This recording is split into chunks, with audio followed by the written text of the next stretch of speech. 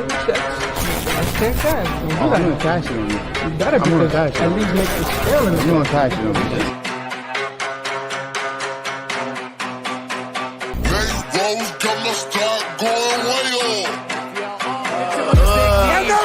I heard they checking for me, no one checking on me, so I had to go run up a check. I got the message on me, ain't no flexing on me, my attorney gon' call and collect. Blessings on blessings for me, my successes only made them envious, they got upset.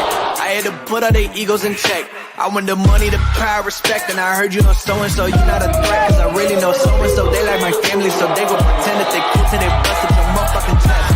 Getting gutter, my flow been like butter, my check in the bank, they see the number.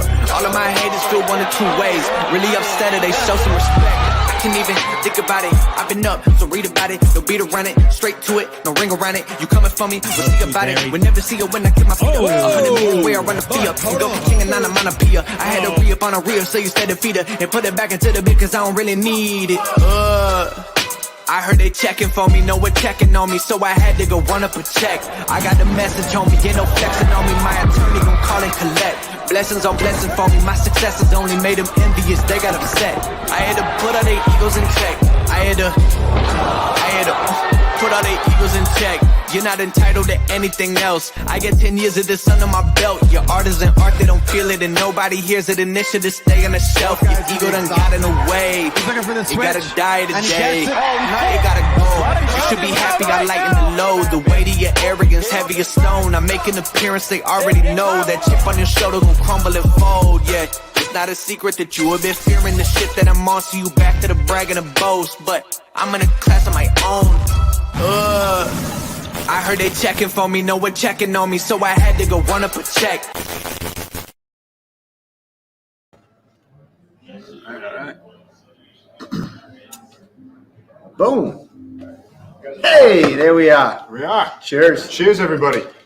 We are here. Kate, what a video. Well done, Brian. I mean, that's pretty insane. Brian's starting his mixtape. Yeah, no kidding.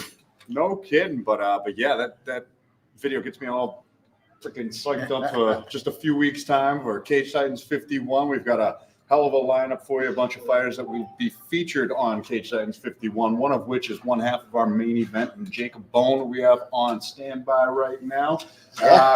We have a amateur debut in Brendan Boats, who's calling in, and Phil LoCigno as well calling in, as well as Boats' opponent, Gage Looby, out in New York, who will be calling in. So he's calling one of his teammates, who's awesome. So Gage Looby's coming from New York. He's got two other teammates fighting. So they're all of them going to call in. So I got to give you a shout out to everybody. Last week, Brian really worked on this StreamYard so we can get people to call in. It worked out really well. We put a call to action, said anybody who wants to call in, just reach out to us. And we had a couple people reach out. So this is very cool to be able to not just listen to us talk all the time. We can actually bring these fighters in and get them talking.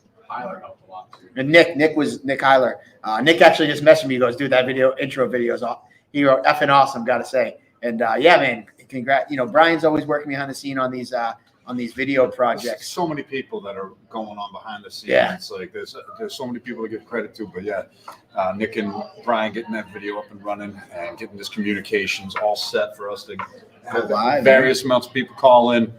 Super stoked for this event coming up. 3 weeks. 3 weeks. How you feeling, boss? 3 weeks out. Listen, the first event in 2022. 3 weeks. I mean, I'm pretty excited. You know, I'm excited for just the caliber card. You know, when you have a guy like Jacob Bohn and Joe Giannetti fight, this was a fight we were trying for before, and it finally comes to fruition. You know, we can talk about Joe Giannetti all we want. All the fighters from Cage Titans kind of know. You know, if you've been around Cage Titans, you know. But like when you look at a guy like Jacob Bohn, like this is his chance to tell his story. This guy is a seasoned veteran. He's been around for a long time. We were looking at his record before. You know, he has a win over Dan Dubuque when Dan Dubuque was our champion, though it was for a different promotion. You know, even Joe said by default, we got to kind of look at Jacob as the uncrowned champion of Cage Titans, because when Dubuque was our champ, he went out and beat him at a different promotion. He has a win over Dubuque at Reality Fighting, and even though he's lost a fight since then at Bellator, he was originally scheduled to fight Joe Giannetti at Cage Titans 50, which was before the Bellator fight. Yep. That was the title shot. So he went on, had to fight another opportunity because Joe had to pull out of that fight. Yep. But though he's on a one-fight loss streak right now, 3-fight winning streak before then. Beat the current champion of Cage Titans in his last victory. So still makes sense to give him that spot, even though that didn't come to fruition in November. Still deserving of this. And then you know, right behind that fight, when you talk about Lionel Bogues Young and Joe Penefiel, the party, so many people are stoked about that fight. You got Valdina and Mapofu for the other title. Like, there's a whole bunch of fights on this card. You know, it's really exciting for me because we're going to kick off 2022 in a big way. For those who have not heard yet, the Shaynis versus Manley fight did have to get postponed. We're actually in the works. I said I wouldn't talk about it, but we're looking at a second show in February. So you're breaking the we're not going to break. I know. I'm always breaking the rules. But we're working on a second show for February, actually, where we're going to move some. We had a couple, obviously COVID's huge right now. We don't have to go down that rabbit hole or whatever people believe in COVID, but it's big right now. And there's a few fights on this card, the Shaynis and Manley title fight being one of them, that got hit with a bout of COVID. Instead of making them wait for our April show, it made sense to try to squeeze another show in February. So it looks like either February 25th or 26th. I'm just waiting to confirm the date. Will be the new date. We're still going forward with February 5th, but there's going to be, in particular, that main event, the Shane Manley versus Don Shaynis fight will now move, and it'll become the main event of that card. Coming out swinging hot right out the gate in 2022. Now, without further ado, because I see him. Yeah, he's on there. I saw him twiddling his mustache or his beard. We don't want to keep him waiting. So we got Jacob Bohn here, and it is Bohn. I was calling him Bohn for the longest time, and I did get corrected. So Jacob Bohn is on the line, and we have a big TV now. We can actually see him. What's happening, Jacob Bohn? Not much, guys. How you doing? We're doing fantastic. If you don't know, now you know. Mike Polver is infamous for mispronouncing names, mine included. But welcome to the Cage Titans family, my friend. Well, nice to be here, guys. Volume's great. Volume's great. We're just checking to make sure we can hear you, make sure we can see you. Everything's good. But yeah, welcome to. Hold on, real quick. I don't know if Amanda Becker is one of your fans, Jacob, but just in case she is. Do not feed the troll in Zach Searle, because Zach said no one cared about Jacob's interview, so skip it. And then she put like a little emoji. Don't engage in Zach Searle. So I'm just going to give her that warning right now. That's funny. I didn't even see it. It's funny though. Yeah, we have a Cage Titans troll. He actually does a lot of help behind the scene. You probably see him in the back room when you do fight for Cage Titans. He's usually helping out the out-of-staters, but when it comes to this show, he likes to comment in obscenities nonstop, week after week. It's been going on for years. We can't shake him like a bad case of fleas. But yeah, tell your fans not to engage with them. They'll be just fine. Okay. So Jacob, you've been around for a long time. You're that guy that fights the best of the best, kind of everywhere you go. What is it? You have a black belt. You run your own school. Like, what is your career kind of like? What started you in this? And kind of fill some of the Cage Titans fans in on a little bit about like your history and your career a little bit.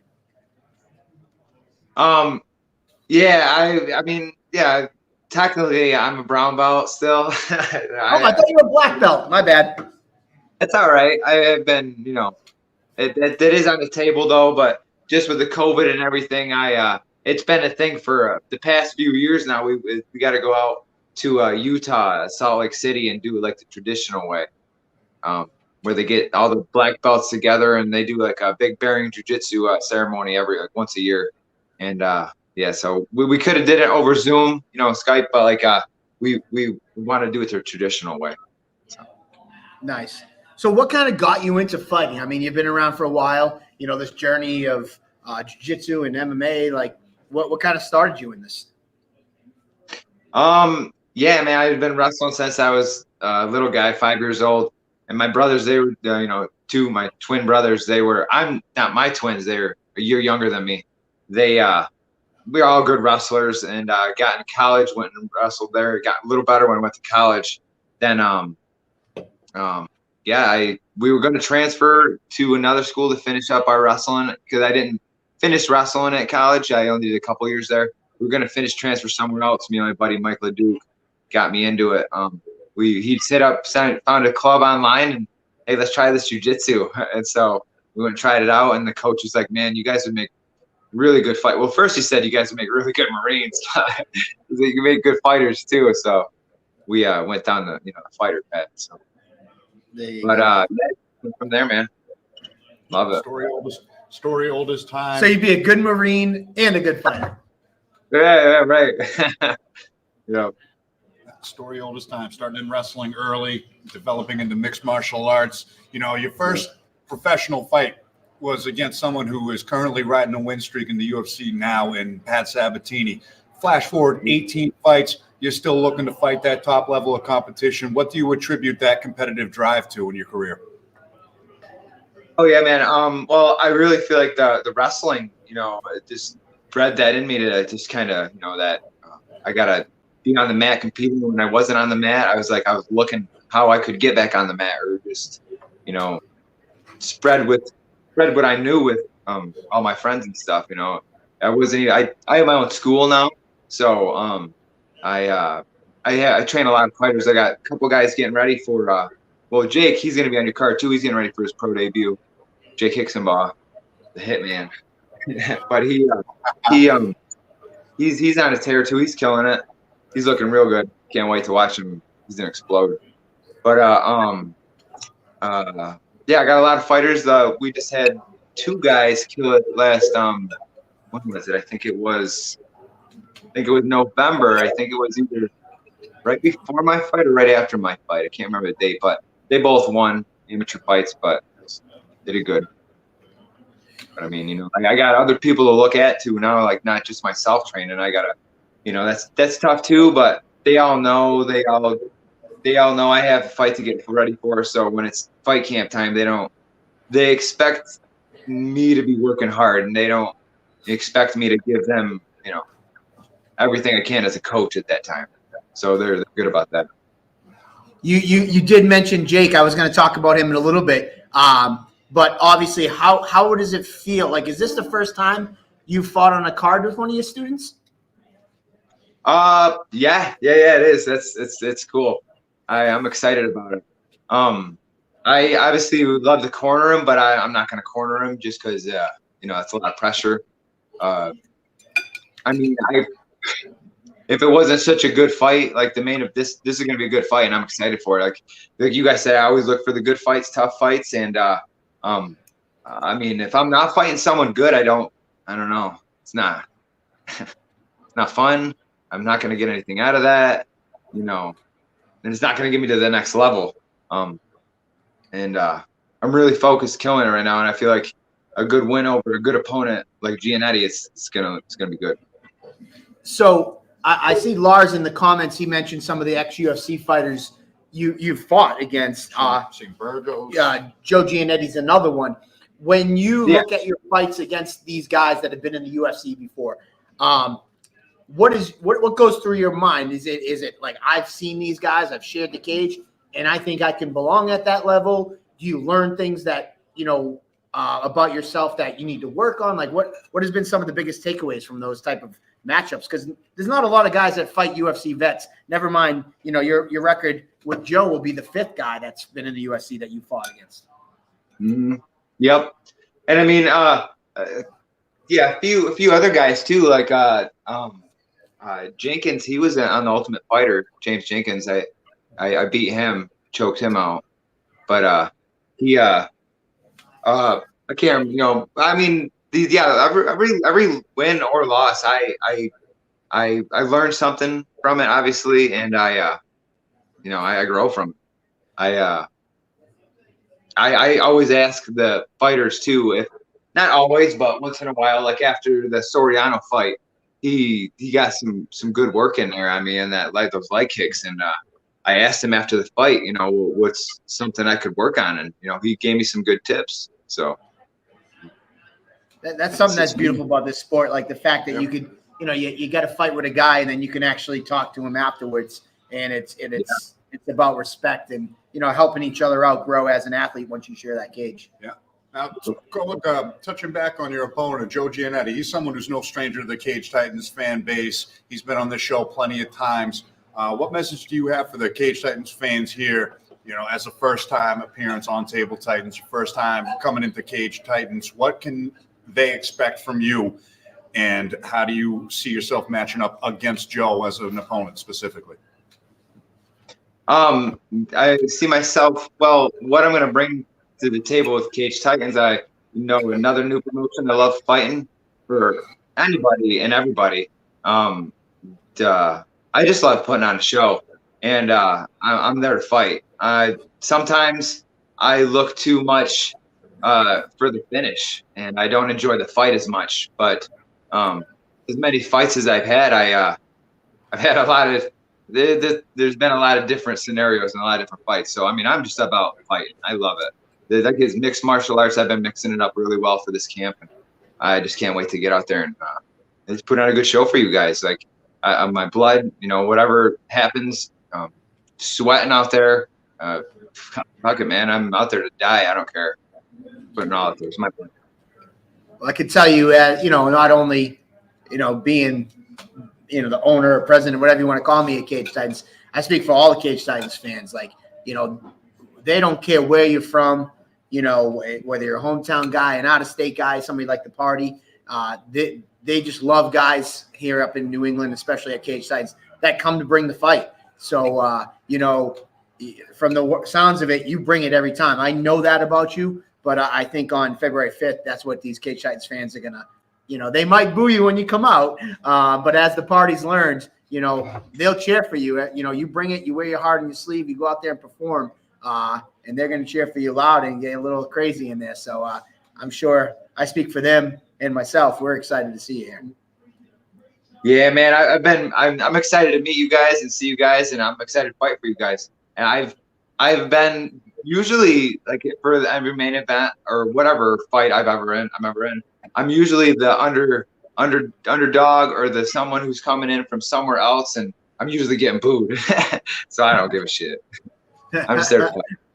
Well, listen, I'm telling you right now, and if there's any better example in recent memory, Joe the Party Penafiel, who's the co-main event, this guy was getting flipped off and flipping off the crowd in his first appearance, and then now he's probably one of the most talked about guys in Cage Titans. Another guy like Rob Fuller comes out from Colorado, booed when his first started coming out. Now people every show, when's he fighting next? So, they might not like you to start, but once you perform inside that cage, I feel like, a lot of that goes out the window. They're just here to see great fights and performances. And that's what really resonates with the fans, which I think is different here at Cage Titans. They appreciate fighters no matter what.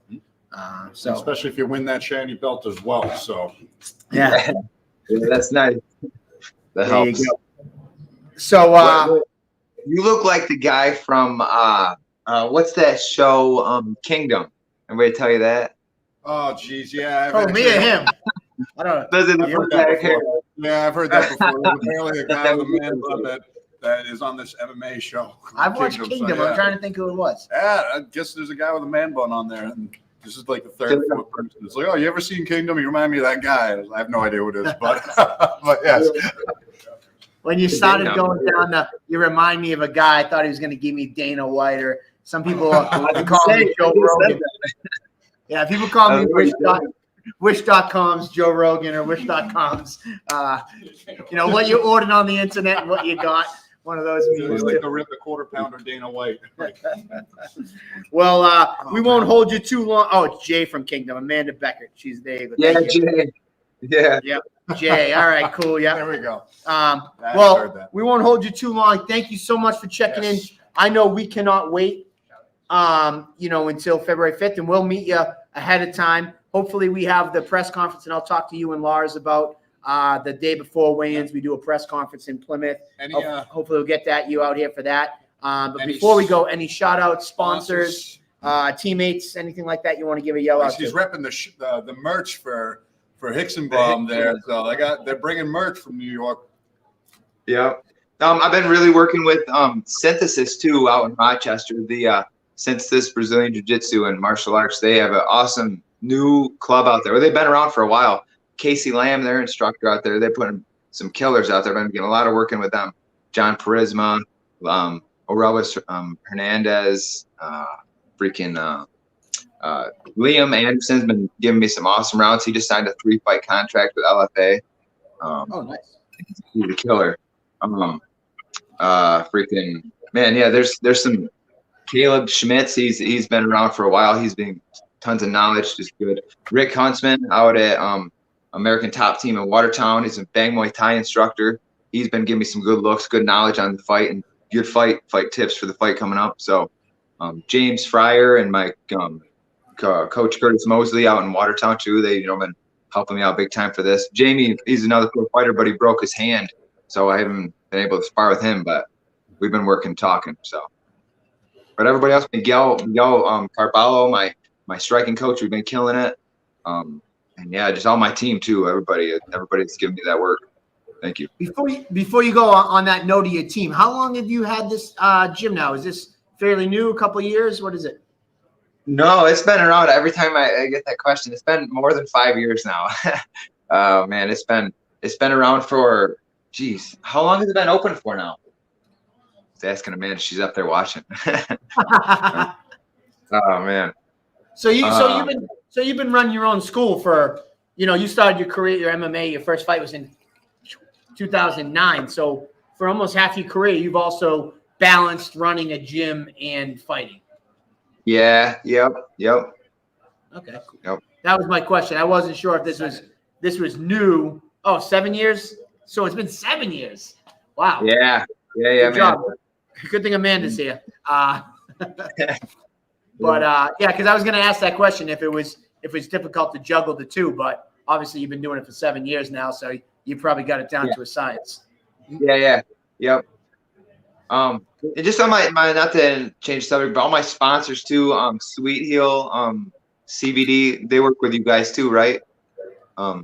Yeah, somebody actually hit me up and said that they wanted to put a vendor table at the show. So nice. Yeah, they have awesome products, really good products. I love it.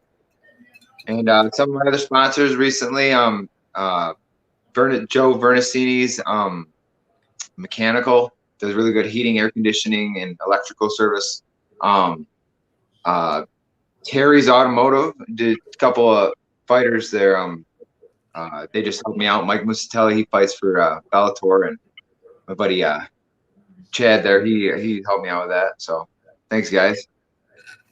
I'm missing. Well, if you think about it, have Amanda write it in the comments because we know she must be the brains of the operation. She is. She's right up there. But thanks for everything. All right. Well, absolutely. We look forward to seeing you, and thanks for helping us out, Amanda, and thank you, Jacob, for taking some time out of your night. And we will see you in a few short weeks. Absolutely, man. Welcome to Cage Titans, and we'll talk to you later. Thanks again. All right. Cool. Good. I'm excited. You know what? I'm really excited for that fight. I know I keep saying it, but I think these are just two high-level guys, and and it's again, like JoJo is no stranger to Cage Titans Cage. He's a familiar face of the crowd. He's fought his entire amateur career there, and Bohn, who is someone who has fought the who's who throughout his entire career from his very first fight. Has been fighting stud after stud after stud. His pro debut was against a guy who's fighting in the UFC, so that just gives you a little bit of insight on. And then if you look at his record, 18 fights. 5 of them are going to be against UFC vets, and 1 on the Ultimate Fighter. So out of his 18, 5 have already been against UFC guys. That's a pretty good percentage. You don't find too many guys with that type of percentage of fighting guys in UFC. And, a little known fact of like why Jacob Bohn isn't as active, and some of it, it's because no one will fight this guy. Like this, he is kind of like, we talk about uncrowned champion, and I'm not discrediting Joe Giannetti. Obviously, Joe Giannetti is our champion, but I'm just talking more to like the fact that like not a lot of people are signing up to fight Jacob Bohn, and he has difficulty being opponents, so he has to take any fight he can get, and he's fighting the toughest of the tough that come. I think this is a huge test for Joe. We're going to learn a lot about Joe. This is probably his toughest test outside of his fight in the UFC. Whoever wins this fight wins a boatload of momentum to get into the next stage. No doubt about it. The lightweight title on the line, Cage Titans title, one of the most coveted titles in New England. Yeah. There's no doubt about it. Like just the lightweight champion of the New England region going to be on a short call for whoever's next on the contender. So both of these guys are on the short list already. only time will tell. There's a lot of MMA math Yeah. going on behind the scenes that make this such an intriguing matchup, but only time will tell until they both get locked in the cage together. So Yeah. thanks again to Jacob Bohn. But we got a couple more callers in. So next up, we have Gage Looby and Jonas Tucker out of Go USFC out in New York. These guys are making their Cage Titans debuts. Gage runs a team out there. He's bringing 2 other teammates. He has one of his teammates on the call tonight. But they're bringing 3 guys from this team coming out from New York. Oddly enough, all 3 of these guys are all fighting South Shore Sport Fighting guys. So it's like a little team versus team little fight going on. You got Jonas Tucker, who's taking on Sean Costello. Both guys looking for their first wins of their career. Mm-hmm. Then we have Gage Looby and Brandon Boats, both making their Boats is making his debut. Gage is making his Cage Titans debut. And then you have Josh Telemake. You know me, I'm horrible with names. Josh Telemake. And he is taking on Chris McDonald. So Go USFC is coming first time to Cage Titans, making that trip out from New York, and they're bringing some fire. They're bringing 3 guys, and they're looking to take out a well-known gym out in this area. So it should be fun. Yeah, I mean, just match up gym versus gym, the trifecta, the 3-headed dragon of Go USFC versus South Shore Sports Fighting. So yeah, what the hell? Let's go. Let's have these 2 guys. Who we have? We got Gage and Jonas. And Jonas. All right, guys, how y'all doing? Yo. Hey, what's going on? there they are. There's Gage. There's Jonas. Welcome, We gentlemen. see Gage. We only kind of see like Jonas' You see, shoulder. like, how There you go. Jonas. There you go. How's things going out there in New York? Cold. Besides cold, everything's just like, everybody's trying to stay safe. Everybody's locking up and everything. So besides that, everything's pretty much normal. It's a day-by-day thing. Yeah. So how is it? It must be fun. Have you had an opportunity to fight with this many teammates on one card? No, but my last card I fought on back, I believe in October, I had 4 teammates on the card. So it was just like really something. But these guys are really more under my wing because I brought them, like, when they first started training, they wasn't really assigned to a camp. So This is the first time that I actually get to fight alongside them against basically what y'all was saying, against guys from another camp. So to me, that's like pretty interesting. Yeah, it definitely is. And what's fun about this is, again, we talk about MMA as a sport. From the outside looking in, people are like, oh, it's fighting. But I always say this is no different than, like, competing in any other sport, whether it be basketball, hockey, baseball, football, like grabbing a couple buddies that you compete with and be like, hey, you want to go on the basketball court and play basketball? And that's the same thing with MMA. It's like, it's just a sport and you're competing. But from the outside looking in, it's like, well, you punch each other in the face. Where I'm going with this is that Brandon and Gage kind of made this fight through like connections in the community. When Brandon was covering a fight that Gage was fighting on, they had some conversation afterwards. They're like, hey, listen, I'm looking to fight. Hey, it'd be an honor to fight you. And they kind of just put this together themselves. Yeah, that was going to be my question for you. It was the backstory to how this fight came about. So if you don't mind explaining from your point of view exactly how you heard of Cage Titans and got off at the fight. Actually, that was kind of crazy because, like, I was already preparing for like one of my fights in February. So I was just like, okay, it's nothing new. Then I got a text from Brandon, and he was like, hey, I see you're a guy, I've seen a couple of your fights. You're a guy who'll fight anybody, anywhere, anytime. And I'm looking to go in there, and I wanted to fight. And he was just like, if you want to fight, you come up to Plymouth, you fight. Is that something you're looking for? And I was just like, okay, let me look at the promotion. So I was just like, I looked at the promotion, I YouTubed it and everything. And I was just like, oh, okay. And then I noticed one of the guys, Peter Barrett was on it, and I was just like, oh, okay, Peter Barrett, I followed him in UFC. So I was just like, okay, if Peter Barrett's on it, it must be a really good promotion. Then as soon as I started talking with Michael and he was discussing everything, I was just like, you know what? Cage Titans sounds very legit. Like, at first, Cage Titans was not on my radar. It was not on my radar, but I'm actually glad now that I actually could go up there. I could compete in Plymouth. I compete in front of the Cage Titan fans, and honestly, I'm just really stoked about it. I know Brandon's really excited to fight me. Honestly, it's an honor that he reached out to me and he wanted to fight, and like I told him, I'll gladly accept it. Yeah. Now, this is the first time you've traveled outside of New York to fight? No. Oh, no. So you've been elsewhere. Yeah. I've been fought in multiple promotions. I fought for Jackhammer Promotions, Cage Wars, Full Contact Promotions, Ground Force fights. I've been around. I've been around, definitely. And so, what about the man to your left, or maybe he's your right? I don't know if I'm whatever. But John, how does it feel? You've had a couple competitions under your belt, but how's training going for yourself? I give you the little mic time. Yeah, you're loud. Is he more the quiet type? Come on, Joe. Honestly, can't even lie. It's going well. Feels good, but even more excellent. Cause Yeah. why not? He's starstruck, huh?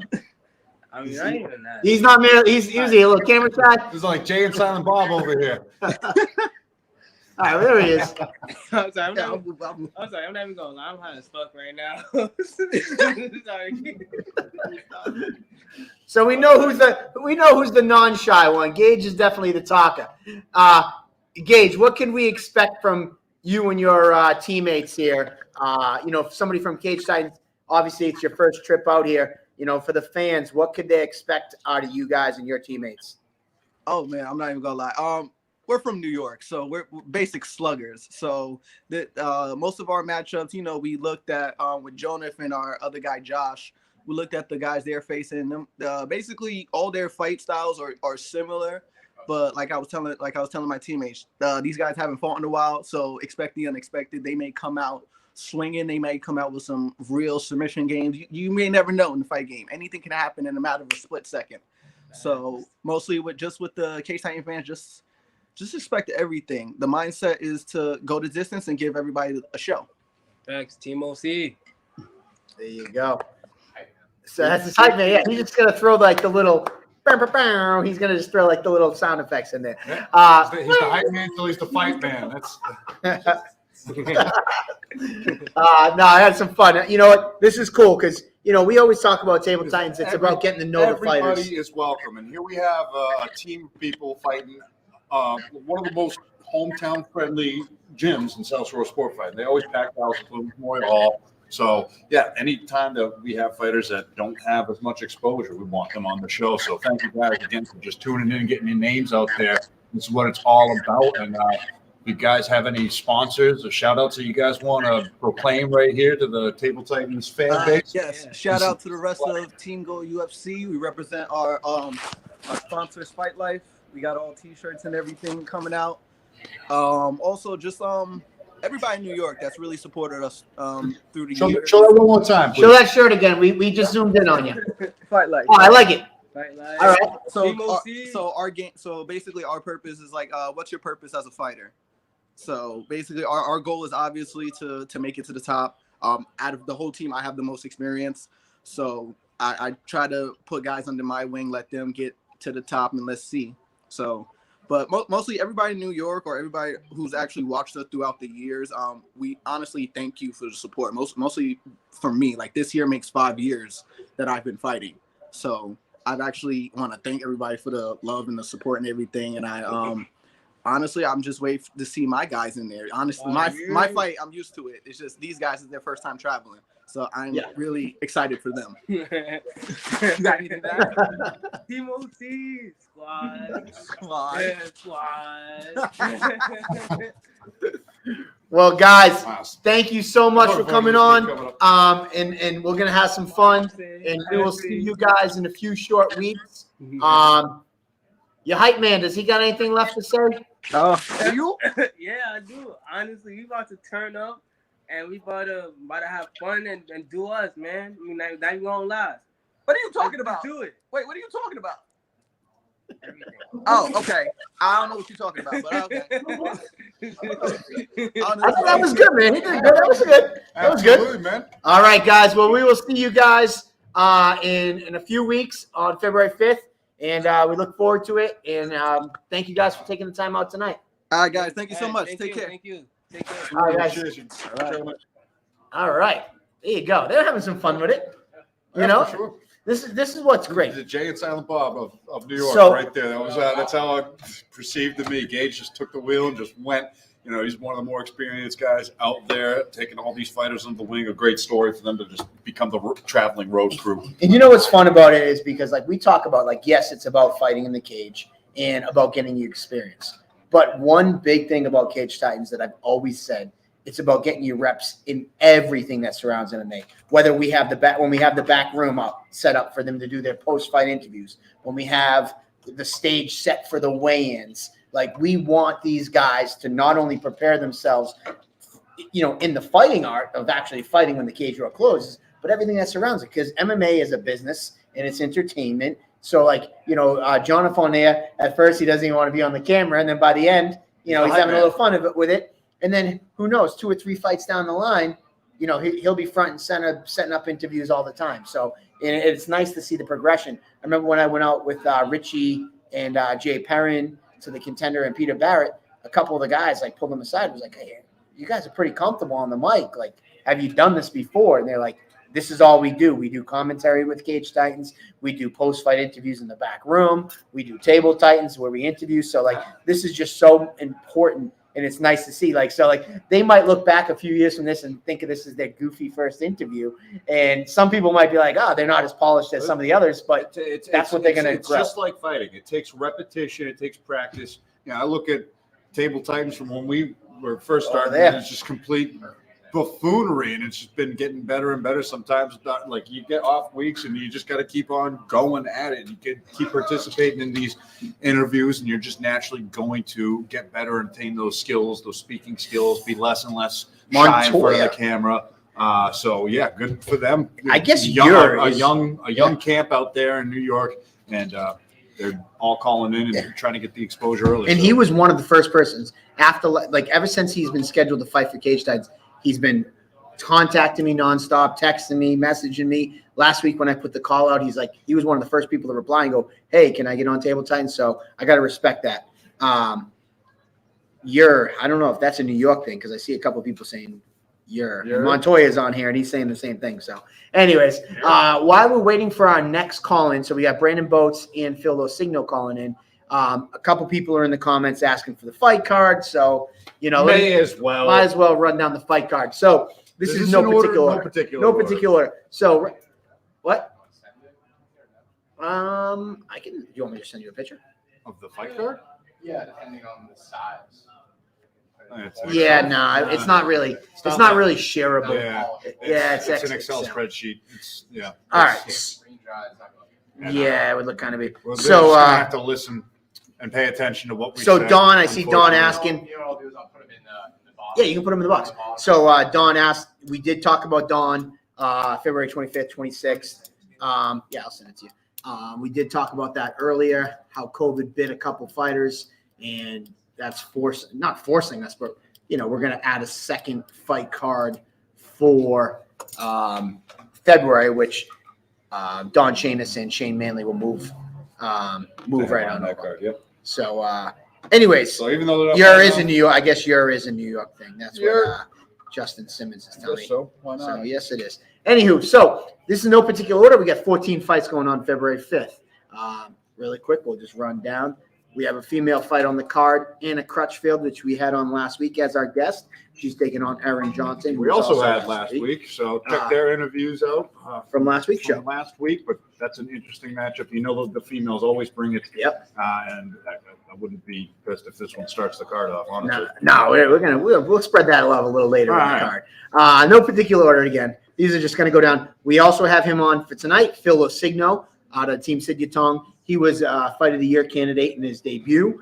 He's returning, and he's taking on Danny Wahlberg out of US MMA. If you know anything about US MMA, Shane Doherty, Ashley Barrett, Jake Gillen, Hillary Rhodes. A slew of killers over there. He's a new guy coming out of there, making his debut, so that should be another fun fight. Debut fighters always bring it, just like Phil LoCigno did. Phil the Bambino LoCigno brought it in his debut against Jake Caskey. Now he's hungry to get that first win. It's interesting because if you think about it, Jake Caskey and Dan Walsh, Fight of the Year candidate, actually won it, and Caskey was 0-1. His next fight, he fights LoCigno. Like LoCigno in his debut. Caskey gets his first win, but it was another fight of the year. So now here is LoCigno looking for his first win, coming off a fight of the year candidate. Trying to keep that trend going. There we go. We'll see what happens there. Next up, we just had John F. Tucker on out of Go USFC. He's taking on Sean Costello out of South Shore Sport Fighting. Yep. Oh, Phil's here. All right, so let's go real quick. I'm going to go over the next 3 fights, Phil, and then we'll go to you. We'll go half the card right now. We'll go over the straight amateur fights. All right. Then, Jesus. I'm going to skip that one. Jesus. Hold on. While we're talking about Go USFC, we just had him on as well. Gage Looby out of Go USFC taking on Brandon Boats, and Brandon Boats will be on the call later on.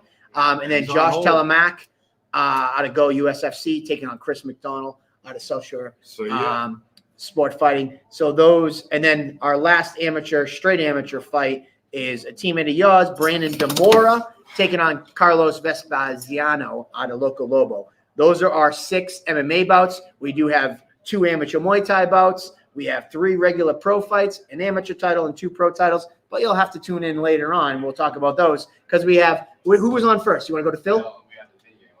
Yeah, so we're going to go – before we go to them, we got a quick video to drop, and then we'll bring Phil in, and then we'll bring Brandon on. Every angel is terrified.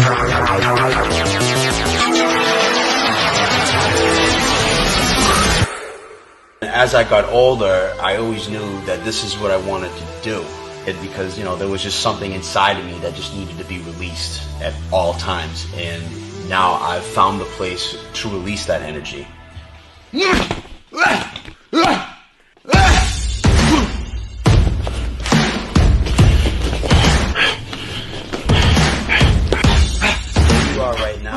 Until you find out what that itch is. And then once you find that itch, scratch the hell out of it. And don't let anybody tell you not to scratch it.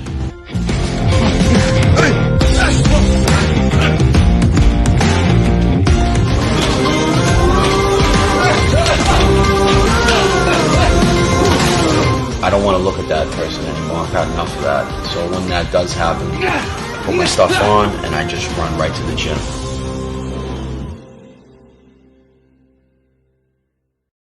There you go. So this man that we're gonna bring in next, he's got his own hype. He got his own hype guy. He just posted this video earlier. He is the Bambino. The Bambino. Hey, how you doing? Listen, Phil, that video. One of the commenters, they said that's the HBO Max series look. That was killer video. Give a shout out to your buddy because he did a great job. Shout out to my boy Shiv at Classy Monkey on his Instagram. Make sure you follow, and if you want any work yourself, he's more than willing to work with anybody. Dude, so you said he's from back home. Are you not original? Yeah, so what happened was a friend of mine who came to my fight, it's one of his friends, and he brought him along, and he said, yo, for your next fight, you should use my buddy for, some promo and just get your name out there. And I've been kicking it with him, showing him, and he's just been following me around with the camera, just creating what you've been seeing right there. Dude, that was unbelievable. And we might have to reach out because maybe before your fight, we'll figure out a way to get that into the broadcast because that was a great video. I love it. I love the line that sticks with me. Once you get an itch, you just scratch the fuck out of it. Just keep scratching that itch. Yeah, just keep scratching, baby. But yeah, I mean, you're gung ho in this, man. You jumped up. You haven't been really training that long. I had the pleasure of catching up with you at the after party at Main Street Sports Bar and Grill after the afternoon card and found out that you really haven't been training overly that long. And you jump in to take a Fight of the Year contender and Jake Caskey. You go the distance with him, get nominated for Fight of the Year. Now you're making hype videos after just your first amateur fight. You're just one of the most forward, just freight trains of energy in this Cage Titans community that I've seen in a long time. So stoked to call you second fight, finally be cage side for it. But yeah, what's training been like since getting that first taste of competition in the cage? Training has been great. What people don't know is that I have a boxing background for a couple of years on and off, but because of outside situation, it just held me from, the path that I was supposed to be on, and I feel like once I ran into Cage Titans, it just made my purpose so much more clearer. Like I told you before at the bar after the fight, I didn't figure it all out till, during the lockdown. And then, watching all the videos and manifesting myself in that cage and, getting my hand raised one day and being a champion for Cage Titans and hopefully make it to the big leagues one day to represent New England, just like how, Peter Barrett, Jay Perrin, and all those other guys from Sit Utong. I'm just trying to keep that banner going. And I'm really grateful to be able to represent a gym like that. Yeah, man. I mean, this guy, I got to tell you, you talk about energy. Phil is all in. He should be a Phil all in LoCigno. He's like sending me videos from his work day. Like, I fucking hate that I'm on this roof. I want to be training. Yeah, I'd be like that sometimes. Dude, I love it, man. It just shows your excitement, and your dedication to this. And, that's a huge part of it. Like, finding that motivation to get in there, finding that drive. It seems like you got that figured out. So, hey, you're one half of your Fight of the Year candidate, Jake Caskey, just started watching. How was it sharing the cage with Jake Caskey? Have you guys ever talked again after the fight, or that was a great moment with you guys, that fight? Yeah, he definitely caught me by surprise when he messaged me and just gave me a shout out, because I didn't realize that a lot of people were ducking him. And also, I actually was there for his debut. I watched him and Dan Walsh fight, and I said to myself, I'm going to fight one of these two kids one day, because this is what I want to do. I want to make this a career. Obviously, I'm going to still have my daytime job as, being a union laborer, but I need to have this type of lifestyle because it just makes sense for me. It's just so natural. I wake up in the morning motivated, willing to live life. And as crazy as it's going to sound, I'm willing to die for this life as well. Hopefully I don't. But that's just how serious and into this I am, because in this sport, you need to be all in or all out. There's no in between. Yeah. It's funny you mentioned Dan Walsh, because after your fight, Dan and I had to talk a little bit, and he was like, I wonder if me and Phil will end up meeting up one day. And I'm like, more than likely you will. Probably. Yeah, Dan's not fighting this card, but, down the line when he's back, I'm sure you guys will cross paths, because that's the thing. When you look at the 45-pound division in Cage Titans, like when you're just a fan watching it before your first fight, or when you're a fan that you're not on that particular card, of course you're watching the weight division and saying, all right, that guy's in my weight class. I'm probably going to fight him one day. Yep, that guy's in my weight class. Probably going to fight him. That's exactly why I went to that returning Cage Titans during the summer. I was looking to scout because, like I told Andy, when I seen you guys during lockdown, I told myself I'm going to be in that cage one day. Mm-hmm. And I just propped myself ready. So that's why when I went in there, the first 20 seconds, I kind of blew my wad a little too quick. I got excited. But as the fight was going on, I felt like I was gaining momentum and my energy back, which you will definitely see in the next fight. Is what happened in the third round is going to carry on to this next first round. He got more energized as the fight went on. I was just going to say that to you. What do you think the difference is going to be? Like someone who saw you fight back last card and saw you, and that's going to see you coming up on February 5th. What do you think the biggest difference is going to be? Is it going to be the comfort level that you have because you've been here before? What do you think it's going to be? I think it's going to be the confidence, just because I've been in there before. I've manifested the moment for so long. It just feels like home. It felt like I was supposed to be there. When that music hit and the announcer said my name, everything felt so natural. Like I told you before, it felt like I was just home, and I fucking love it.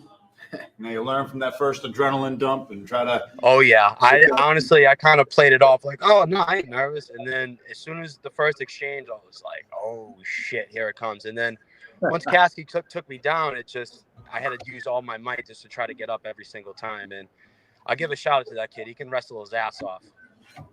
Well, listen, man. That was a hell of a first fight. No kidding. I know that a lot of us are pumped to kind of see this next step for you. What do you know much about your opponent? Does your opponent really matter to you? Talking about February 5th, give me a little insight what you're thinking on that. Well, I know he just had his Muay Thai debut. He's a tall, lanky kid. He likes to throw ones and twos and head kicks. And, I'm not going to really look into that because that was my mistake with my last fight. I kind of read into Caskey's, brawling style, so I was kind of prepared for that. But then when the fight happened, he wasn't really throwing his hands like that. He's looking more to wrestle. So I'm just going to let the fight play out, see what comes to me, see what he presents. Even though I'm an amateur, I'm going to play it like a pro.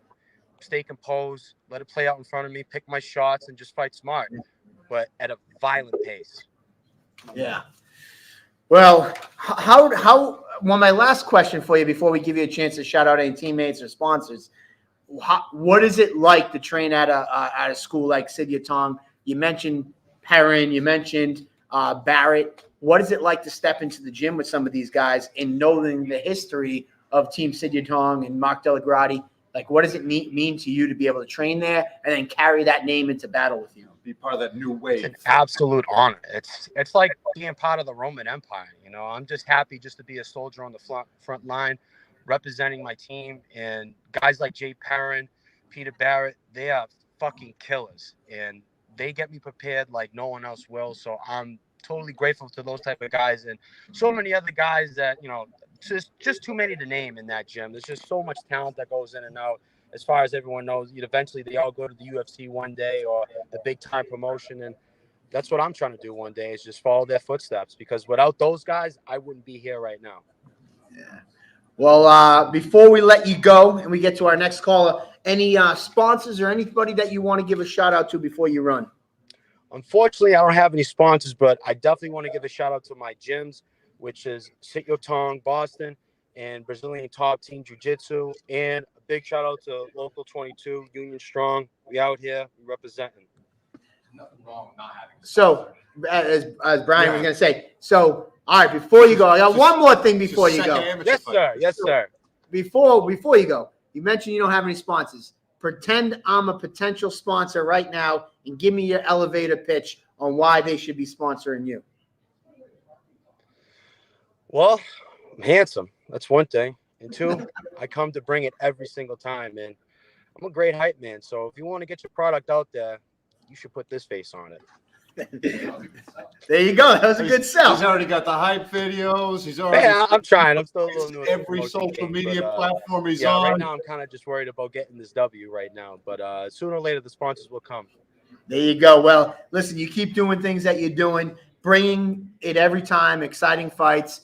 You're putting your own marketing materials out there, like the videos. Even some of, your friend produced a great video, but even the videos you're doing are just yourself hitting the bag, putting stuff on social media, doing interviews like this. That stuff's going to bring it. And, you got the right formula. And now on February 5th, you get in there and try to get that first win and keep that ball rolling. And a little known fact, he's even asked me, he goes, yeah, assuming I come out good on the 5th, I want on the next card too. So this guy's trying to line him up. Coming out swinging. Yeah, I want to fight as much as possible, as often as possible, because the goal is to be professional and try to achieve the highest rank that I humanly could possibly can, as far as, the age that I am right now. So, time's ticking, and, we got to work. And that's How old are you? How old are you? I'm 28. 28. There you go. It's not like you're not an old man. No. Not yet. Yeah, I know, but I know in the reality of fighting, you only have so many years, and right now I'm almost hitting my prime, so I just want to hit the ground running and make up for a lot of lost time. There you go. Well, somebody already in the comments, they said, where do I sign you? So you might have some sponsors at me. Thank you. All right, guys. Well, thank you, Bambino, and we will see you on February 5th. And I just want to say, without you guys, I don't know where I'd be in life. You guys really did save me. Well, hey, man, without guys like you, we wouldn't be here either. So thank you, and we'll talk to you. One hand washes the other, brother. I'll talk to you soon. There we go. We'll see you very shortly. Phil Bambino LoCigno. Yeah, man. Catching up with him at the So it's Cino, not Signo. Yeah, LoCigno. Yep. So I call him LoCigno. I think it's LoCigno. Bambino LoCigno. All right. No, that's okay. So I know Brandon's been waiting for a while. And one quick. So no video. Do we have a picture? Can I send you the picture? Yeah, I'm going to send you a picture. And real quick, one more quick thing on Bambino LoCigno. After his fight on Cage Titans 50 during the daytime, we were able to catch up, and it's like he was tuning into Table Titans over the whole lockdown, and just a few shows that we were able to produce before we started getting shows up and running again. That's just a testament to the outreach we have to our fans and how that motivates them to take a step towards their goals in the cage. And he's one of those people that was fan turned fighter. Now he's turned into a contender, and I'm pretty sure it's a real similar story with the next guest that we have. Brendan Boats is someone who's been training a while, hasn't stepped into the cage, but he's another if I'm not mistaken, he's 40 or so. I mean, another savage from South Shore Sport fighting over the age of 40, ready to make the step in to the Cage Titans cage. So you're just formatting a picture right now. Formatting a picture because he's not in on video. He doesn't have a video call, so we're gonna put a picture up. But if Brandon is Brandon ready? He's in the screen. Oh, perfect. Brandon, how's it going? He's not in with us. But I'll pull Oh, he's not in with us. Okay. I was going to put the picture up. Oh, here you go. Here's the picture. We have the audio. All right, just saying the picture. Yeah, I'm in the car, boys, on the way home. Sorry, the camera's not, So he's a responsible. He's being a responsible adult. He's not FaceTiming. If it was the other way around and Mike was driving, he would be FaceTiming while operating the Yes. It's kind of dark in the car I don't- anyway. You don't want to see my ugly face. I'll tell you, I have a famous picture. I guess I shouldn't probably incriminate myself, but there's a picture of me when I, way back a couple of years ago, I used to have a guy travel around me, take photos when we went to the gyms, Rich O. And he had a picture of me one day of me on my phone with my laptop in my lap while I was driving. And driving with the knee. Yeah, I was driving with the knee, with the laptop and the phone in the hand. You got to multitask a little bit sometimes. Yeah, those days are over. Those days are over. I got 3 kids. If I kill myself on the way home, they'll be a little mad at me. Yeah, I got 5, and I still haven't learned my lesson. But anyways, enough about that. So you got to see your buddy Gage Looby. He was on early. I know you were coaching, so you might not have heard what he had to say. But tell us a little bit how this fight came to fruition. You guys kind of made this together on your own. What was that experience like, and how what was your side of the coin on how this fight kind of came together? Yeah, so I was. I haven't really decided to fight, until somewhat recently, and then just talking to Bill Mahoney, obviously, who's the owner and coach at South Shore, about potential ideas and opportunities, and he said, "Oh, whatever comes up." And I said, "Well, Bill, you okay if I just start messaging amateur fighters throughout the Northeast and see who might be willing to fight?" He said, "Yeah, sure, go ahead." So I think I sent messages to like 20 something people, and Gage was just the first person to respond. He's like, "Yeah, I'll do it." And I said, "Oh, you don't want to ask any questions or anything?" He said, "No, I'll do it." I said, "Okay." So I told Bill, and I said, "Bill, here's the guy." And Bill said, "All right, cool. That seems fine. We'll do that." And that's kind of how it happened. Now you also write for New England MMA. Yeah, so I joined up with those guys at the end of the summer, just to do some stuff. So far, all I've really done is visit some gyms and do some gym features, and I went out to cover a somewhat infamous show now that has been in the news lately, and do the play-by-play for that. But yeah, so they're great guys. Lars and Steve and Travis have been awesome, and hopefully they'll be able to do a little play-by-play for my fight coming up. Yeah. Speaking of Lars and those guys, they want me to ask you, what is your nickname? So it hasn't I don't know if you guys probably know this, but the rule for South Shore is you don't know until you get in the cage and they announce it. Yeah. So people have been pushing for a variety of things. Christina Katsikas, who obviously you guys know, is desperately hoping that my nickname is Motorboats. She's a big fan of that one. And Johnny Campbell was throwing out boats and hose, but I'm not sure how kid appropriate that one was. I kind of like it. For the audience. I wasn't sure I could put it on a T-shirt and sell it, though. So, I didn't think the kids were going to want to roll around with those. I didn't think my kids would want to wear boats and hose to school. But, so I guess I'll find out on fight night. I kind of like motorboats. I mean, they're both pretty solid nicknames. This is a fun couple of plays on words there. I dig it, but yeah, you're someone who's been training a long time. You seeked out this fight. What motivated you to finally step into that cage, Brendan? Yeah, so I haven't been training long actually.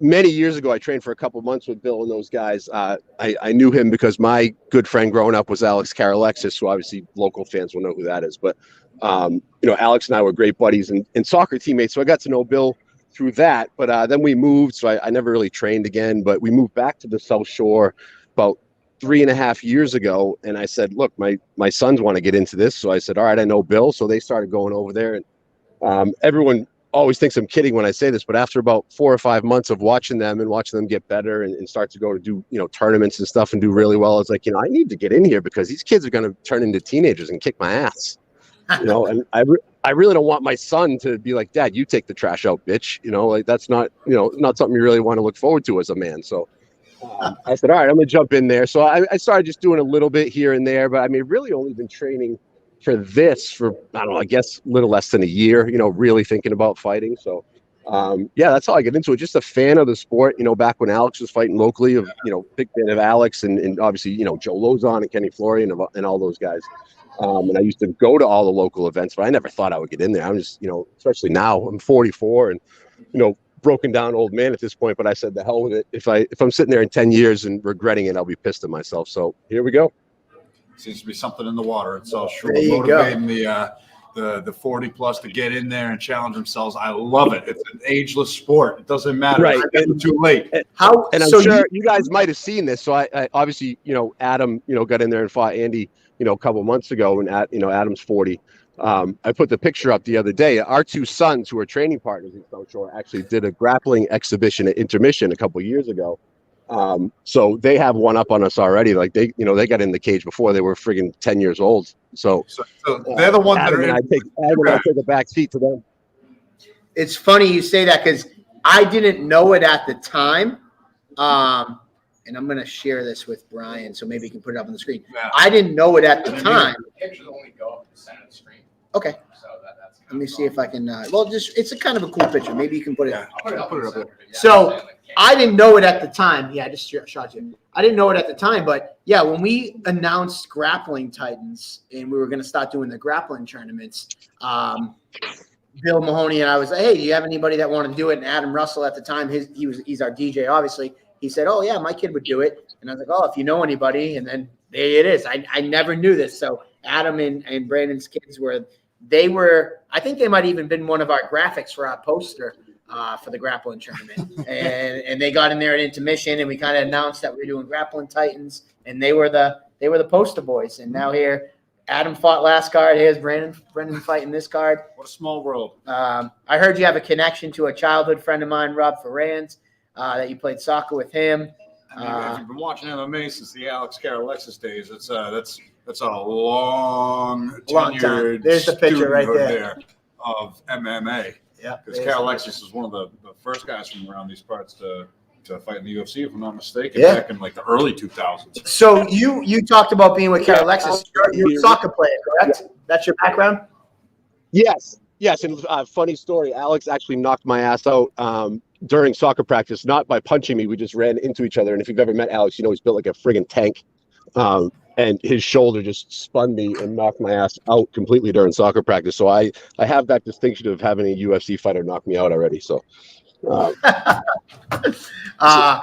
then On a soccer field too. No. so you're Yeah. So your background's in soccer, and you're also you're a soccer coach, correct? Yeah, so I coach soccer full time. Been doing that for about 20 years, so I mostly club stuff. But I'm an assistant coach with the women's team at Northeastern University now as well. Nice. So, what is it like for your not what do they call it? Your players, your students, your players. What do they think of Coach Boats going out there and getting in a fist fight? Most of them, it's current and former players, from years past. They yell at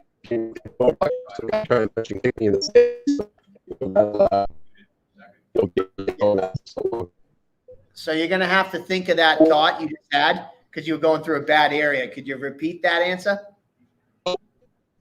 You're still going through that bad area. Don't mean to cut you off, but yeah. All right, there you go. All right, good. Shoot us with the answer again. Yeah, there'll be most of them excited. I have a lot of, past players. That's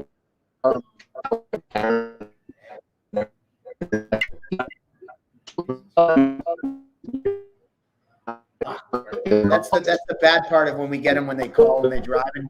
You go through that dead spot. I have friends that I only make my phone calls when I'm in the car on the way to work. So either I get all my phone calls in then or not. And I have friends that are they know. Oh, I know just what you probably know. You might have been on the phone with me. Tyler Pimentel is call me when you get through the bad spot because It's like 10 minutes into my ride. And it sounds like the walkie-talkies in that movie Signs. When the aliens are trying to talk, and it's gone. But maybe he'll get back in a minute. Yeah, hopefully. And but I'm interested in that because obviously a 44-year-old man. Mike, you good now? Can you hear me? Oh yeah, here we go. All right. So what is it like for your soccer players and past people to see you? What has the feedback been about you fighting? He dropped out. Oh, it's not even on the line now. Oh yeah. But anyways, he'll get back. When he gets back, we'll find, because it'd be interesting to see, like, here he is, and he's got. There we go. All right, we're in. You there? Yep. You guys get it? Edit name, edit mic. Technology. It's great. Actually, it's been working really good today. It has been. It just really comes down to the. Yeah, it could be the area. So let's see if you. Yes. Yeah. So see if he pops up. He's not popped up yet. No, he's in the. Oh, he's in the call. You should be able to hear us. If Might be a connection. Yeah, it could be a connection thing. All right, we'll wait for him. If Brandon, if you can hear us, when you just talk whenever. I can hear you guys. But anyways, it'd be interesting to hear because, like, he's coaching at a high level college. Sure. So he's around athletes all the time. I wonder if he's getting road work with these athletes that he's training. Especially sport is cardiovascular soccer. You're probably getting some training in when you're around there, and who knows what kind of following you're going to bring into the Memorial Hall with people supporting him from all. He hit me up today, actually looking for more tickets. So yeah, he's going to have a pretty large crowd. I know he did a take on the Five Guys logo. His t-shirt, walkout t-shirts are old guys, subs and dubs instead of burgers and fries. So he's going to bring a big crew with him. Love it. It's going to probably be similar to Adam. Like some of these guys, when you're 40 plus, this may be the only time you make that walk. Few and far between. Is there anybody that's got the gall to step into the cage at any age? Yes. Let alone wait until you're 40. Yeah. I love how he says it though. He's like, my kids are probably going to fight, so before they get to be like as a dad, that resonates with me. It's like, because before they'd be like, take out the trash. No, you do it, bitch. It's like, no. And it's funny because so my son Matthew, Matty, you guys know Matty, my 13-year-old. He had a couple friends over probably a few weeks ago, and they're like, oh, let's play basketball, and I'm like, listen, kid, you're not old enough to take your dad out yet. I'll come and bring you on the court and show you a thing or two. You don't play basketball. I was undefeated against 13-years-olds. Hey, listen, man, it doesn't matter. It was 3 against 2, and we still won. My point is, no, these kids were taller than me. I want to play you in one-on-one now. These 13-year-olds were bigger than me. But hey, listen, I still won, and I kicked their ass, and I was relentless. And I was not like I was bodying them in the paint and everything. But as a dad, when you always fear that day that your kid's going to be better than you and can beat you in something physical. So you guys hear me, Mike, or no? I can hear you now. Hey, there we go. I'm in my driveway now. It should work. Sorry.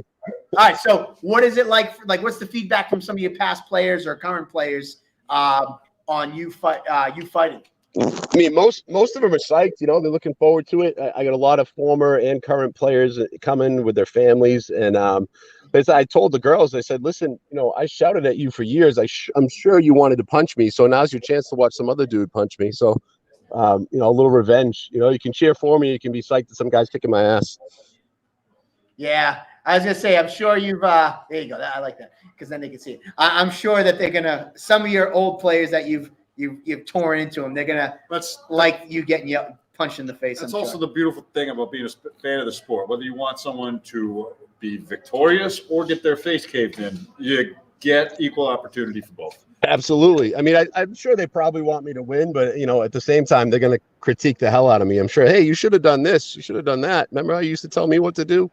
The next thing you know, you're going to be doing jiu-jitsu drills when you should be doing soccer drills. Yeah, right. So are you hitting the running drills and doing the cardio with the team that you're coaching right now?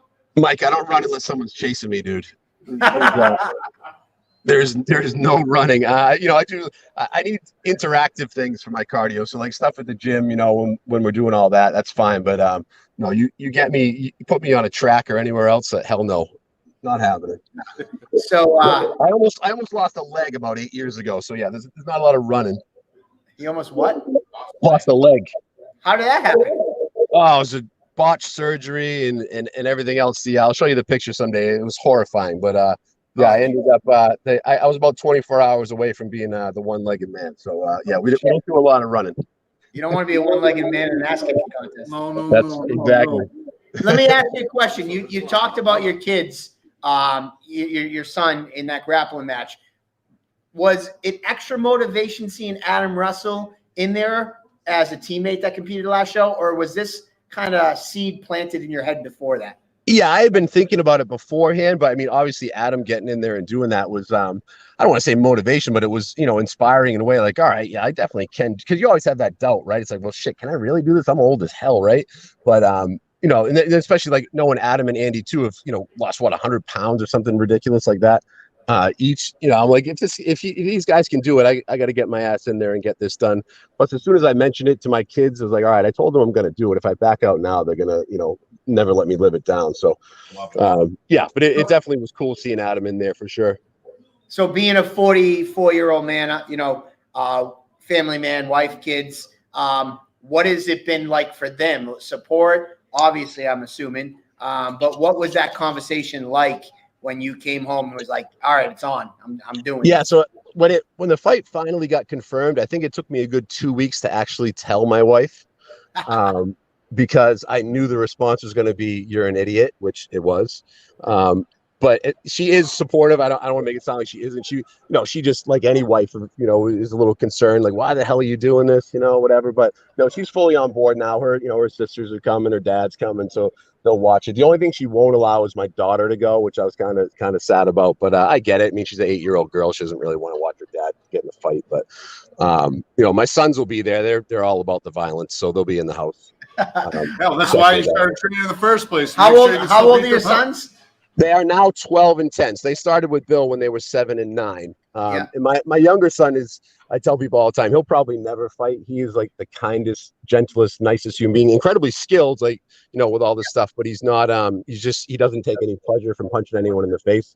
My 12-year-old's kind of an asshole like me. So he is more than happy to punch people in the face. And no joke. I mean, he's going to be really good. I mean, makes no qualms about, like, he'll take a shot right in the mouth and just keep walking forward. I watch him do it. I'm like, dude, how does that not bother you?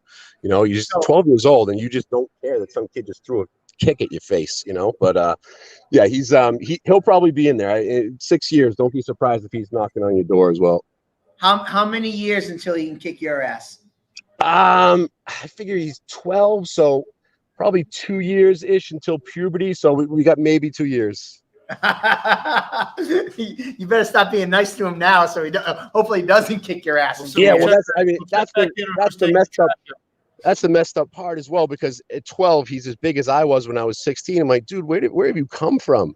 Like, what? Why the hell are you so big already? When I was 16, I was like, yeah. Yeah, that's crazy. Well, man, it's cool. You know what? I always say this. I love doing Table Titans because it tells the story of you guys as fighters. There's so many different walks of life of people who fight, why they fight, their background. People like, oh, they're barbarians that just like to punch each other. It's like, no, man, some people just do like to punch each other in the face. But there are other people that are, teachers and college coaches and nurses, and there's just so many different walks of life, why people do it. It's great to hear. They just want to tap into that primal instinct of one-on-one combat. Yeah. And yeah, man, this is the chance that we get to tell a story that you wouldn't be able to know about on fight night. Just watching in the crowd. It's like, this is a lifelong goal of yours. So you've been motivated and influenced by the sport for 2 decades plus now, with friends and Alex Alexis for so long, and now you're finally making that walk after seeing another friend of yours take that first step to the cage just a month or so. Do you see Alex still, or do you talk to Alex? Yeah, so he lives out in Arizona, so I don't see him very much. I actually talked to him earlier this week. just he gives me his little speech about what to do and what not to do and everything else, and I mean, like, I've known Alex since we were literally in, like, before we even got to middle school, so there's no secrets between us. But yeah, I talk to him frequently, but don't see him obviously as much as I used to. Yeah. So what was probably what was the advice he gave you, or what do you think would be something that he's said about his fight career either recently or in the past that's kind of stuck with you that you're gonna think about a little bit going into your first fight? He's told me a bunch of stuff, but but my favorite Alex quote of all time is, you ask him anything about so hey, what happens if if you're stuck in this position or this submission, what do you do? And Alex goes, punch him in the face. That's his response to everything. So no matter what advice you ask him for, he goes, just punch him in the face. Okay, Alex, you got it. No problem. Alex is I actually did get the privilege of training with Alex. When I fought out of South Shore Sport Fighting and trained out of there, he was kind of like, he was already in the UFC and he was kind of already moved out of the area, but he used to come back for holidays and he was like the scariest guy. He was super nice and like he'll train with you, but he was a guy that like there's no pulling punches. Like you got hit by him, it was like, oh fuck, like this guy hits like a truck. Yeah, he hits like a truck. I mean, he's about 5'7", but he hits you, and trust me, he has hit you. Yeah, and that was when he was being nice, But and it's Alex. Justin. I'll just say that I'll say that we didn't lose very many soccer brawls when we were kids. Yeah, that was something like that on your side. That is for sure. Yeah, there's actually a missing one. An old VHS video that we don't know where it went, that we got in the brawl with the other team's parents, which was kind of amusing. But yeah, that was a good one. I have a fun soccer brawl. I was never really a soccer player, but I want to say I went to Abington. I know you guys are Whitman Hanson, but I was East Bridgewater for me. Whitman you went East Bridgewater. Yeah. Oh yeah, because you went with my buddy Rob Ferrand. Yes. Yep. So I used to live on Robbins Pond. I grew up over there in East Bridgewater. I went to East Bridgewater Middle School, but nice. I played soccer. I want to say my junior year or my sophomore year of high school. They didn't have a JV goalie. And I played goalie in hockey. So like, you want to do it? I'm like, yeah, sure, whatever. And I think I lasted 3 games. I went to jump and head the ball or something, and somebody kind of cut my legs out. And I got up and I headbutted them. And that was the end of my soccer game. My soccer, I headbutted somebody and got thrown out, and I got kicked off the team. So that was my soccer. Should have played American football. You can headbutt people all you want there. That's my soccer story. I'm sure with Alex, you probably have a few of those as well. Yes, for sure I do. So was Alex EB, or I thought he was Whitman Hanson? No, he was Whitman Hanson. We played club soccer together when we were kids. Gotcha. Cool. Yeah. All right. Well, I know you have a boatload of sponsors. No pun intended. Motorboat load. Motorboat. You want to give a shout out to your sponsors before we let you run? Yeah, for sure. I'm sure I'll forget a couple. I apologize for that. But Lindo Realty out of Abington. My wife actually works there as well. One of my sponsors, Ross Mortgage, the Deffer Mortgage Group. Murphy's Concrete, Reliable Results Realty up in Westford. Who else we got over there? Obviously the New England MMA guys, and Steve and his podcast and everything else. TNT Fire Pokers down in Plymouth. Thompson Waste Removal, which obviously you guys know Patty Thompson from his time at Cage Titans. Karma Landscaping. I know I'm forgetting a couple here. Perfectly Flavored Cafe. Yes, Perfectly Flavored in East Bridgewater. It's delicious, lovely place. Get over there. And Riley Law Office as well in Abington. Sean Riley, big Abington guy too. So yeah, all those folks, and people will see too the biggest name on the back of my shirt for the Giovis. Everyone, obviously, Cage Titans people know exactly who the Giovis are. Mark and Tom, and Mark's son Mason. Tom's going through kind of a tough health battle himself right now. Anyone who knows the Giovis knows that they're like the greatest, nicest people in the world.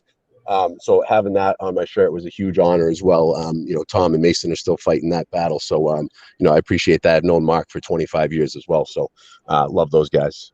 Yeah, definitely Giovi strong. For sure. Mason has been well documented. We've done some stuff with Cage Titans. Mark sung the national anthem. Tommy, who's obviously going through the battle right now, he was instrumental in my career in MMA. He was one of the guys that I trained with day in and day out when I first started years ago. So we wish absolutely him and that. And Mark is one of my cornermen as well. Oh, great. I love seeing Mark.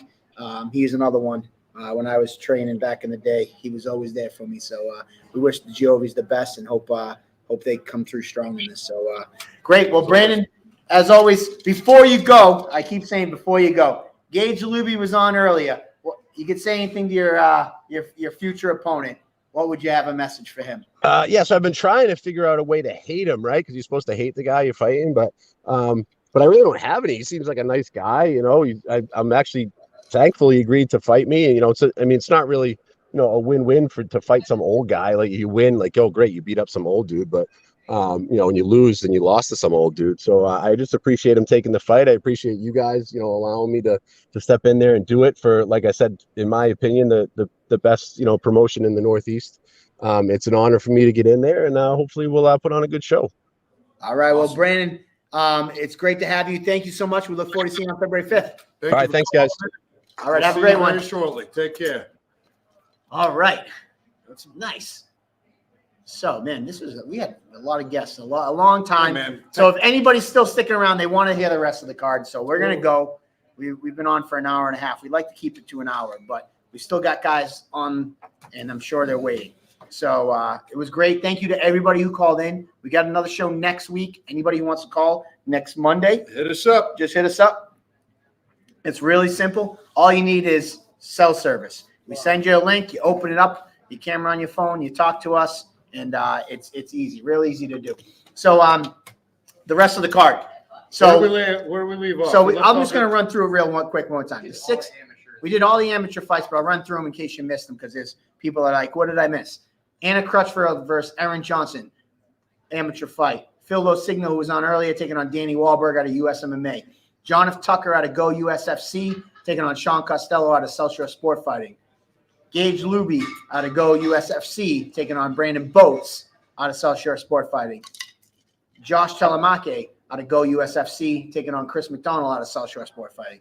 And then our last regular amateur fight of the night, Brandon Demora taking on Carlos Vespiazanz. Holy shit. You're excited about that fight.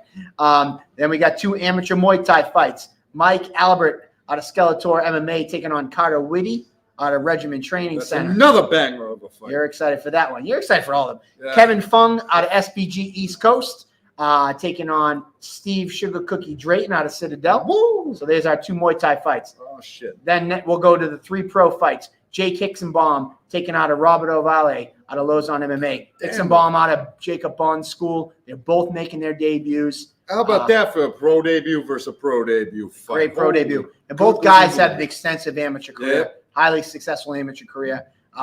Then next up, we have Mike Taylor making his return out of Brojo, taking on Jeff Joy out of Local Lobo. Another banger. Don't sleep on that fight. That fight's going to be amazing. If you might remember Mike Taylor, he fought Jacobo Opito on Jacobo Opito's pro debut. Great back and forth fight. Mike Taylor's legit. Mike Taylor's a really tough guy. And then next up, we got Marcus Andrusia out of Lake Area BJJ down in Louisiana, coming up to take on Zach the Ripper Di Sabatino out of South Shore Sport Fighting.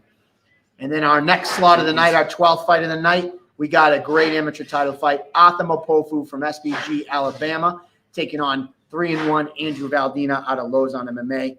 Great bantamweight title fight. We're looking forward to crowning the next champion. We talked about Jeff Joy earlier in the card, who's a pro now. That belt's vacant. Let's get that around somebody's waist. And then the 2 pro title fights, the co-main and the main event. Joe the Party Penafiel taking on Lionel Boobs Young. And then for the 135 interim Don't even title. have to sell that fight. Just tune in. You already know. You already know. And then we had him on earlier, Jacob Bohn out of Bone MMA in New York, taking on Joe Skeletor Giannetti for the 155-pound lightweight title. 14 fights slated for February 5th. I mean, not much more you can say than that. The ball is rolling. We capped off 2021 with a bang. Now we're in 2022. And This then, is what we do. It's what we do. We put on fights and we promote fights and talk about fighters and fighters. And then for those who were also asking about the questions, you'll notice one missing piece of this fight card was the Shane Manley taking on Don Shanis title fight. COVID hit a couple of these bouts. There was 185 middleweight bout. Colin Robinson versus Studio 4. Some of those guys came down with COVID, so they were pushing the fights back. With that in mind, we didn't want to make everybody wait till April. So we're hoping this week to have the announcement. February 25th or 26th. We're adding the second February card. Coming out and swinging from the hip that's in it, man. I mean, 2022. 2 cards in the first month of action. You know, COVID. because I'm not doing 2 cards in one day again. No. Thank That was a lot of God. work. That was too much. So before we leave, that's the other piece of housekeeping I had to let you guys know about. Oh, I got one more thing. I wasn't going to release it till later on.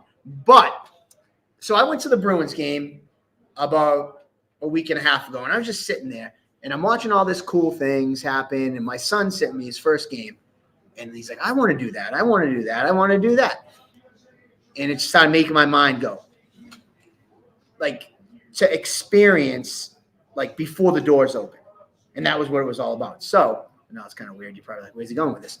I want to release some sort of, like, early fan experience for the Cage Titans events, where fans can get this early access pass to get into the venue before the doors open, where they can get into the cage, photos with the ring girls, photos with the belt, get inside the cage. Because, like, you know, you see that this happens. I got one better. Just show up and help us set up the cage and just stay the whole day. Like, I was like, hey, you want to enter the contest and swing by for some free labor early in the day. No, but like, there's your contest right but you know, I think back and I saw all these like kids and like this early access thing with the Bruins where you get to go watch them, or like think about the Red Sox. You can get into the game early and watch batting practice and things like that. It's experiences. And I know I was sitting there and I'm like, I wish I knew about this. I would have brought my kid to it.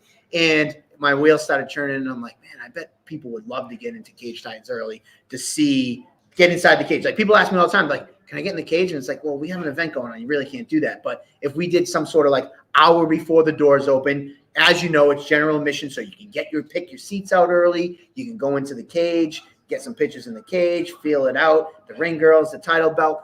Then the best part about it, you don't have to wait in that line that's down the fucking street. So if you got to get there at 8 a.m. to wait in line to get into the building, may as well show up at 8 a.m. to help work and set it up. I see where you're going, but you know, it's just like I was just thinking to myself, like, you know, to be an experience. You know, maybe listen, if you want to come early and help us set up the cage, more than happy to do that. But I think, you know, like I don't know, there's always people that want to be the first one at the door.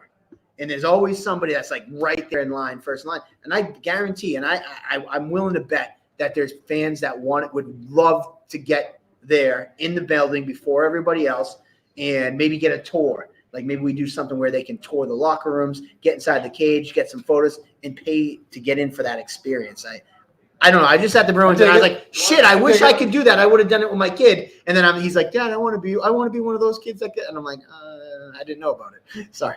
I dig it. You want to see the locker room? You should start. You got a gym membership. Gym membership and start training. Yeah, you can do that. Yeah.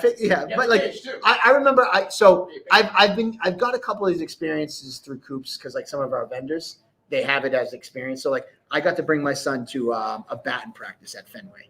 And it was like to see him, how excited he was. And then see the other adults that were part of these tours, like they were loving life. And then like a guy like Rob Pico, you're telling me if Rob Pico could get into the venue an hour early, get in the cage, take pictures with the belt, square off with his friends, take a little tour of the locker room before the fighters get there, or maybe even get a sneak peek of seeing the fighters come in before anybody else and not have to wait in the line down the road. I don't know. I just thought it was something kind of cool. I know I would pay to go do it. So. That's a separate question. Oh, yeah, I think so. I think it's cool. I'm in. You're in? You in? He just wants people to set up early. That's what Andy. Andy's like, come in and set up. Andy and I need help. That's what we do. Yeah, there you go. I don't do that much, honestly. That's more Tyler Pimentel's. So that was my thing that I mean, toying around with for the last few weeks. And I was like, I think people would want to be able to get in and do something cool. 1 minute to an hour. All right, we're done. I got nothing else. I got nothing else either. I mean, just 3 weeks till fight week. See, Martina thinks it's a cool idea. Thank you, Martina. I like it. Oh, you didn't put her? Oh, they don't like it. Shut it up. Get your hall pass. I like hall pass, Nick. Martina. Andy, I was going to volunteer you to do a tour. Like, you know, Pico is always first. Look at Fred win. He thinks it's a good idea. No, he didn't. No, that is. Before I posted this when we were talking about the card, that was a card. What did that say? Let's see. What time was that? That was from 9:48, and that was literally right after you were done talking about the card. I don't know. Fred, if you're still watching, was that a let's go to the early access? Other people who are watching should comment too, because I put his comment up right after we were done. All right. Well, I don't know, man. But like, imagine like a group of 25 people that want to get in early. And then, Andy, you meet them at the door. You let them get their VIP wristbands. You walk them through the locker room. And be like one of those tour guides. And as you walk to the left, you can see the Plymouth Memorial Hall exhibit. It's like, this is the locker room. This is the locker room. See, he said yes. See, there you go. Thanks. What did he say yes to, though? I don't know. Yeah, and it's like fucking good idea. Screw you. We can take it by. I'm not saying it's a bad idea. I'm just saying it's a great. Okay, so let me ask you. Let's walk this tour group through our entire crew as they're head down in the trenches setting up. Joe, Phil, they're all going to be like, everybody's good. This is all the people behind the scenes that are setting up, and then all these friendly people. Early access. He said yes to early access. All right. He's on my game. He's on. He knows. He's picking up what I'm putting. We got to wrap this up anyways. I'm going to clip out the section. Look at that. Nick Hyler just said $10 to get out of the cold and get a beer with no line. That's worth it. Oh, shit. Yeah, all right, what's your favorite sport besides MMA? All right, well, hold on. So if the UFC offered it, if the UFC offered, would you do it? Well, yeah, because the UFC has the ability to section off people and put them in areas where they're not in the way. Could we have that? Well, we'll have to. I have to. Again, we can make it work. I'm tipping my hand a little bit. I don't have the details ironed out yet, but that's what Table Titans is about. I just spout off at the most. Yeah, we bullshit. And this is one of my spout at the ideas. This is my spout in the boat. Yeah, that's my spout at the moment. I haven't really ironed it out, but Martina seems she's game. Martina can be the tour guide, and she can have one of those little paddles and be like, "Follow me, group," and they all follow her. And maybe give some Cage Titans trivia while you're doing it, because when I did it at Fenway, it was cool. We all got to go on the field.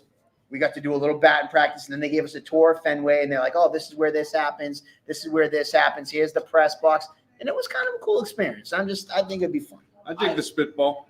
Yeah, it's a spitball I idea. don't think it's a bad idea. I think it would be very fun. Yeah. If I was a fan, I would do it. But we call this a problem. It could. Again, it's got to be a time where we're already set up. We're already ready to go. It can't be like running wires and people walking over the wires. So say it's like the early morning. I don't know. What a lot of people also don't know about Cage Titans is we sometimes don't get done setting up until minutes before we start streaming. Sometimes we don't get set up until like you might never be able to notice that there's shit going on. We might be lowering the curtain of like they're like, wait a minute, this is it. You guys on a well-oiled machine? Like, we just go. You ever notice how the first fight starts at 6 and then 6:30 you get to your seat and we then start? Don't worry, we're gonna iron out this idea. If anybody wants to give me some ideas, because I am always open to ideas. And our change of the battery pack is telling us we're done with the show tonight. Hey, thank you very all right, much, thanks, everybody, guys. for tuning in. Thank you for all the guests for calling I love the in. idea. I don't care what either one of these guys say. Peace. We're going to the commercial. See you guys later. I'm going to cash it on you. You better be at least make the scale in the room. Cash it on you.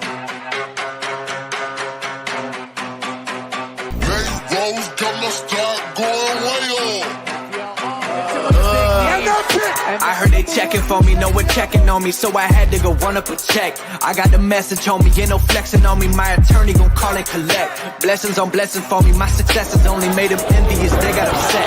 I had to put all their egos in check. I want the money, the power, respect, and I heard you know so-and-so, you not a threat, cause I really know so-and-so, they like my family, so they gon' pretend that they cool till they busted your motherfucking chest. Getting gutter, my flow been like butter, my check in the bank, they see the number. All of my haters feel one of two ways, really upset or they show some respect. I can't even think about it, I've been up, so read about it, no beat around it, straight to it, no ring around it. You coming for me, we'll see about it, we never see it when I get my feet up. 100 meters away, I run the fee up, you go for king and I'm on a pia. I had to re-up on a reel, so you said the feeder, and put it back into the bit, cause I don't really need it. I heard they checking for me, no one checking on me, so I had to go run up a check. I got the message on me, ain't no flexing on me, my attorney gon' call and collect. Blessings on blessings for me, my successes only made them envious, they got upset. I had to put all their egos in check. I had to put all their egos in check. You're not entitled to anything else. I get 10 years of this under my belt. Your art isn't art, they don't feel it, and nobody hears it. Initiative stay on the shelf. Your ego done got in the way. You gotta die today. You gotta go. You should be happy I lighten the load. The weight of your arrogance, heavy as stone. I make an appearance, they already know. That chip on your shoulder gon' crumble and fold, yeah. It's not a secret that you have been fearing the shit that I'm on, so you back to the brag and the boast. But I'm in a class of my own. I heard they checking for me, no one checking on me, so I had to go run up a check.